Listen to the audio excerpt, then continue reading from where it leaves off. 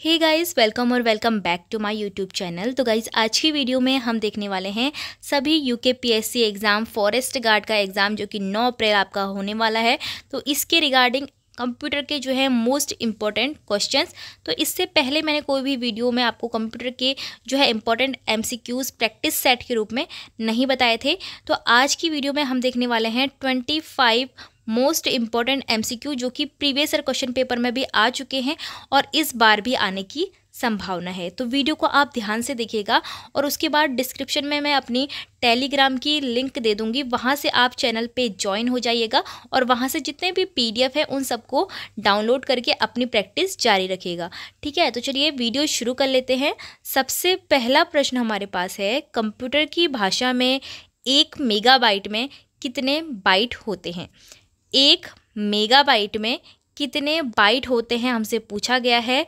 तो right answer हो जाएगा हमारा ऑप्शन डी, 1,04,857। ठीक है, राइट आंसर। क्वेश्चन नंबर 2 है, सुपर कंप्यूटर के लिए लंबाई का परास होता है। सुपर कंप्यूटर के लिए हमसे पूछा है रेंज कितनी होती है लंबाई की। तो राइट आंसर इसमें हो जाएगा 64 बिट तक की लंबाई होती है। ठीक है, इतनी रेंज होती है इसमें।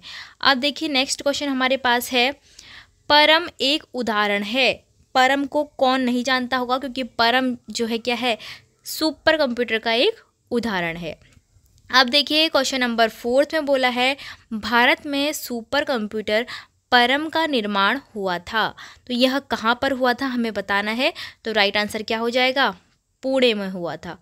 अब है क्वेश्चन नंबर 5, कंप्यूटर वायरस केवल एक प्रकार का सॉफ्टवेयर है जो मुख्यतया नष्ट करते हैं। तो जब भी किसी कंप्यूटर में वायरस आता है तो वह किस चीज़ को नष्ट करता है, डिस्ट्रॉय कर देता है, वो आपको बताना है। तो ऑप्शन सी हमारे पास राइट आंसर है, प्रोग्राम्स को। ठीक है, कंप्यूटर क्या करते हैं, प्रोग्राम्स को ही तो नष्ट करते हैं। अब देखिए क्वेश्चन नंबर 6 हमारे पास है, विश्व कंप्यूटर साक्षरता दिवस कब मनाया जाता है। तो अगर कंप्यूटर से इस तरह से क्वेश्चन बनता है कि उसका साक्षरता दिवस यानी कि जब हमें ये जानकारी दी जाती है कि हमारे आज के आधुनिक युग में कंप्यूटर की कितनी ज़्यादा नीड है, कंप्यूटर का कितना ज़्यादा उपयोग हो रहा है, तो वह सब इस दिन को मनाया जाता है। 2 दिसंबर इसका राइट आंसर होगा। और इससे एक दिन पहले 1 दिसंबर को क्या मनाया जाता है, एड्स डे मनाया जाता है। ठीक है, क्वेश्चन नंबर 7 हमारे पास है, बाइनरी पद्धति में किसका प्रयोग होता है।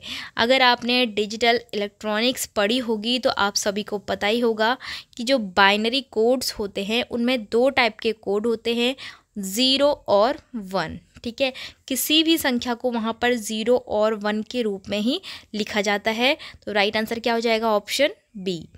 अब देखिए 8th क्वेश्चन हमसे पूछा गया है, www का आविष्कार किसने किया था। मोस्ट इंपॉर्टेंट क्वेश्चन है, कई बार एग्जाम में पूछा भी ये गया है। ठीक है, तो राइट आंसर इसका क्या हो जाएगा, टिम बर्नर्स-ली। टिम बर्नर्स-ली ने ही HTML की भी खोज की थी। तो इसको भी आप याद रखिएगा, HTML और www का आविष्कार किसने किया था, टिम बर्नर्स-ली ने। कभी कभी आपसे www की और HTML की फुल फॉर्म भी पूछ ली जाती है। www की फुल फॉर्म क्या होती है, वर्ल्ड वाइड वेब। तो इसकी स्पेलिंग में जो है आप अगर मिस्टेक कर दोगे तो आपका जो है वो रॉन्ग हो जाता है। ठीक है, वर्ल्ड वाइड होता है ये, वाइड, और यहाँ पर वेब होता है। ठीक है, वर्ल्ड वाइड वेब होता है। अब HTML की फुल फॉर्म में आपको आगे बताऊंगी, क्योंकि वहाँ पर हमने एक क्वेश्चन ही तैयार किया गया है उससे संबंधित। अब देखिए हमारे पास है क्वेश्चन नंबर 9। क्वेश्चन नंबर 9 में देख लीजिए क्या पूछा गया है हमसे। इसमें पूछा गया है कि कंप्यूटर को हम हिंदी में कैसे लिखेंगे। अगर हमें बोलना हो कंप्यूटर को हिंदी में क्या बोलते हैं, तो बताइए क्या बोलेंगे। क्या हम इसको गणना करने वाला बोलेंगे, नहीं, हम इसको बोलेंगे संगणक। ठीक है, कंप्यूटर को हिंदी में बोला जाता है संगणक। अब है क्वेश्चन नंबर 10, IBM की फुल फॉर्म बतानी है। इंपॉर्टेंट क्वेश्चन है, कई बार एग्जाम में पूछा जाता है। IBM की फुल फॉर्म बताइए क्या होती है। इसकी फुल फॉर्म होती है इंटरनेशनल बिजनेस मशीन। ठीक है, इंटरनेशनल बिजनेस मशीन। अब है क्वेश्चन नंबर 11, जिसमें हमसे पूछा गया है कंप्यूटर का जनक या फिर कंप्यूटर का पितामह, फादर ऑफ कंप्यूटर किसे कहा जाता है। तो देखिए राइट आंसर, तो ये तो आप बचपन से ही पढ़ते हुए आ रहे होंगे, अपनी स्कूल की बुक्स में पढ़ते हुए आ रहे होंगे। चार्ल्स बेबेज ने क्या किया था, कंप्यूटर का खोज की थी, उसका आविष्कार किया था। क्वेश्चन नंबर 12 हमारे पास है, निम्न में से कौन इनपुट डिवाइस नहीं है। अब बताना है हमें इनपुट, इस तरह से क्वेश्चन बहुत ज़्यादा बनते हैं कि कौन सा इनपुट डिवाइस है, कौन सा आउटपुट डिवाइस है। इसमें आप लोग बहुत ज़्यादा कंफ्यूज होते होंगे, मुझे पता है। इनपुट में और आउटपुट में आपको समझ में नहीं आता होगा कि कौन सा इनपुट है और कौन सा आउटपुट है। तो देखिए यहाँ पर हमको 4 ऑप्शंस दिए गए हैं, पूछा गया है कि इनमें से कौन इनपुट डिवाइस नहीं है। इनपुट डिवाइस नहीं है का मतलब आपको आउटपुट डिवाइस को खोजना है, इसमें से कौन सा है। पहले आप देख लीजिए कि इनपुट कौन कौन से हैं। तो देखिए डिजिटल कैमरा जो है एक इनपुट डिवाइस है, स्कैनर भी इनपुट है और माइक भी इनपुट डिवाइस है। लेकिन जो प्लॉटर है वो क्या है, आउटपुट डिवाइस है। ठीक है, अब देखिए इनपुट डिवाइस की एक लिस्ट में आपको बताते हैं, जैसे कि कीबोर्ड हो गया, ठीक है, और माउस हो गया और जॉयस्टिक हो गया। बाकी डिजिटल कैमरा, स्कैनर, माइक, ये सभी क्या है, इनपुट डिवाइस हैं। अब देखिए क्वेश्चन नंबर 13, चार्ल्स बेबेज द्वारा एनालिटिक इंजन का आविष्कार जो है वो कौन से सन में किया गया था। तो राइट आंसर क्या हो जाएगा, 1834 में। क्वेश्चन नंबर 14 में हमसे पूछा है ENIAC में जो C है तो टर्म C का अर्थ क्या होगा। तो देखिए आप इसको गैस कीजिए कौन सा हो सकता है सी का आंसर। देखो सी का आंसर होगा कंप्यूटर। ठीक है, कंप्यूटर क्यों होगा, तो इसकी फुल फॉर्म जब आपको पता होगी तभी आपको पता चलेगा। तो देखिए इसकी फुल फॉर्म मैं आपके लिए यहाँ पर लिख रही हूँ। ई का मतलब है इलेक्ट्रॉनिक न्यूमेरिकल इंटीग्रेटर। ठीक है, electronic numerical integrator and computer. ठीक है, लास्ट में कंप्यूटर। फिर देखिए अब नेक्स्ट क्वेश्चन हमारे पास है, कंप्यूटर की सबसे छोटी इकाई क्या है। तो इस तरह से बिट, बाइट, केबी, एमबी, जीबी, टीबी, पीबी, इन सभी से क्या होते हैं आपके लिए क्वेश्चन बनते हैं कि एक केबी में कितने बाइट होते हैं, एक एमबी में कितने किलोबाइट होते हैं। इस तरह से क्वेश्चन भी बनते हैं। लेकिन यहाँ पे क्या पूछा है आपसे कि सबसे छोटी इकाई कौन सी है। सबसे छोटी इकाई कौन सी होती है, बिट होती है ना सबसे छोटी। आपने पढ़ा भी होगा बिट जो है सबसे छोटी इकाई है। कैसे होती है वो भी मैं आपको समझा देती हूँ। देखो जब 4 बिट एक साथ मिलती हैं, जब 4 बिट एक साथ मिलती है तो क्या होता है, एक निबल बनता है। ठीक है, एक क्या बनता है, निबल बनता है। तो इसका मतलब 4 बिट को मिला के एक निबल बन रहा है। इसका मतलब बिट क्या है, बहुत ज़्यादा छोटे हैं, तभी तो 4 को मिला के एक बन रहा है। उसी तरह से अगर हम 8 बिट को साथ में मिला देते हैं तो क्या बन जाती है, एक पूरी बाइट बन जाती है। फिर बाइट से यहाँ सारी कहानियाँ शुरू होने लग जाती है। बाइट से कैसे शुरू होती है, अगर आपसे पूछ लिया जाए कि 1 KB क्या होता है, 1 किलोबाइट। इसमें कितने बाइट होते हैं पूछेंगे तो 1024 बाइट आपको चाहिए 1 KB के लिए। उसी तरह से अगर 1 MB के लिए पूछ लिया जाता है तो कितना होगा, 1 MB में 1024 KB होती है। आपके फ़ोन में जो इंटरनेट होता होगा तो उससे भी आप हिसाब लगाते होंगे।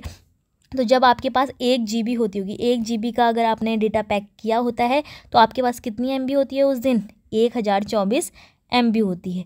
क्योंकि आप देखते हो ना जब आपका 1000 MB ख़त्म हो जाता है तब भी थोड़ा थोड़ा चल रहा होता है नेट। क्यों चल रहा होता है, क्योंकि 24 और बचे हैं आपके पास, 24 MB और बची हैं। ठीक है, 1 GB में 1024 MB।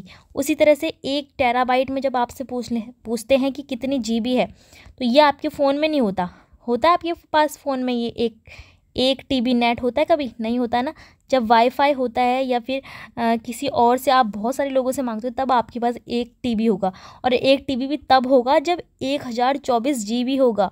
ठीक है, 1024 आपको वाईफाई से ही मिल सकता है, नेट से थोड़ी मिलता है। तो अब देखो 1 TB का मतलब मैंने आपको बता दिया। अब 1 PB का मतलब क्या होगा, PB मतलब होता है पेटाबाइट। पेटाबाइट में क्या होता है, 1024 आपकी TB आती हैं। ठीक है, TB टेराबाइट।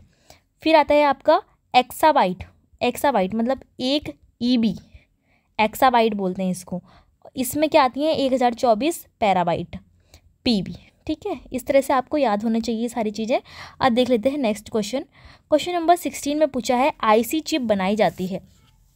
तो IC चिप जो हैं वो किसी भी सेमीकंडक्टर से बनाई जाती हैं, जैसे कि आपसे कार्बन से भी बनाई जा सकती हैं।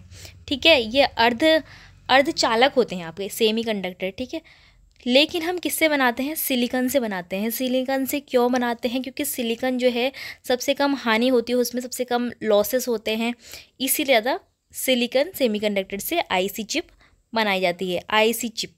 अब देखिए क्वेश्चन नंबर 17 हमसे पूछा गया है, व्यक्तिगत तौर पर किस कंप्यूटर का प्रयोग किया जाता है। यानी कि अगर आपको एक पर्सनल कंप्यूटर चाहिए एक ही इंसान के लिए, तो आप कौन सा कंप्यूटर लेंगे, कौन सा लेंगे, माइक्रो कंप्यूटर लेंगे। ठीक है, राइट आंसर हो गया। अब आते हैं हम अपने आखिरी पेज पर, जिसमें कि हमसे पूछा गया है, जब किसी फाइल में अनुदेश, अनुदेश मतलब इंस्ट्रक्शन होते हैं जिनमें कंप्यूटर कैरी आउट कर सकता है, उसे कहते हैं, उसे क्या कहते हैं, उसे कहते हैं एक्सिक्यूटेबल, एक्सिक्यूटेबल बोलते हैं। ठीक है, राइट आंसर क्या हो जाएगा हमारा, ऑप्शन सी। क्वेश्चन नंबर 19 में हमसे बोला है, निम्न में सबसे बड़ा कौन सा है। अभी मैंने इसको आपको पूरी कहानी बताई कि इनमें सबसे बड़ा कौन सा है, लेकिन मैं सबसे लास्ट सबसे बड़ा वाले पे नहीं पहुंची थी। ठीक है, मैं कहाँ तक पहुंची थी, ईबी तक ही पहुंची थी, लेकिन सबसे बड़ा यहाँ पर क्या होता है, वाईबी। वाईबी का जो नाम होता है वो होता है योटाबाइट, योटाबाइट याद रखना है। अब वाईबी कैसे होता है, वाईबी मतलब कि एक वाईबी के अंदर आते हैं 1024 जेड भी आते हैं, जेड भी यहाँ पर लिखा है, कहाँ पे लिखा है, ये लिखा है जेड भी, जेटाबाइट बोलते हैं इसको। ठीक है, जेटाबाइट।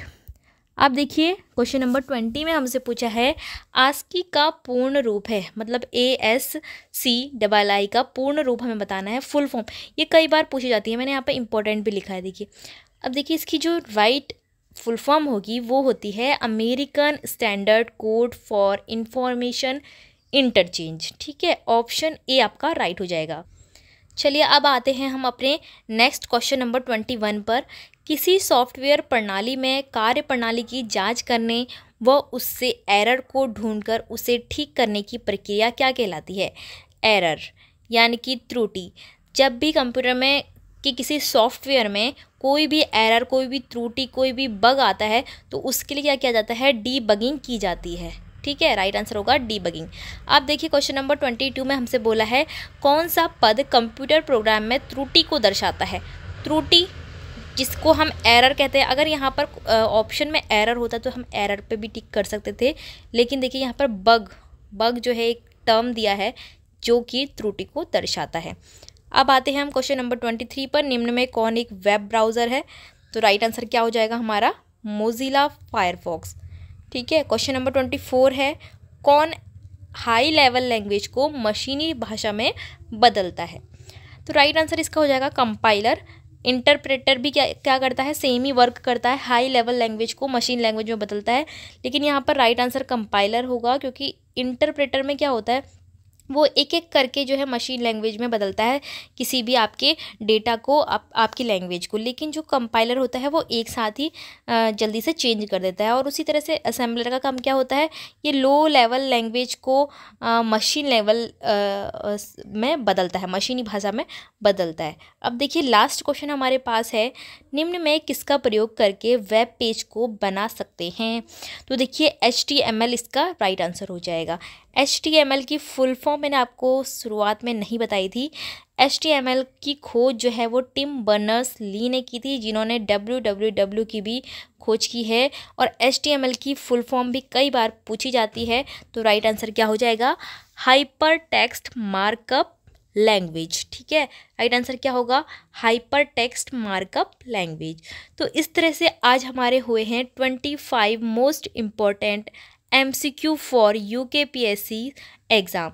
ठीक है, तो इन सभी को आप ध्यान से देखिएगा। अब इनकी PDF जो है मैं अपने टेलीग्राम जो है लिंक पर डिस्क्रिप्शन में आपको दूंगी, और वहाँ से आप ज्वाइन कर लेना और देख लेना। जितने भी PDF आपको पसंद आ रहे होंगे आप अपने प्रैक्टिस सेट डाउनलोड कीजिए, उनको सॉल्व कीजिए, उनसे पढ़ाई कीजिए। इसी तरह से मैं अपने अदर नोट भी आपके साथ समय समय पर शेयर करते रहूँगी। अगर आपको इस तरह की वीडियोस पसंद आ रही हैं तो वीडियो को लाइक, शेयर और चैनल को सब्सक्राइब जरूर करना।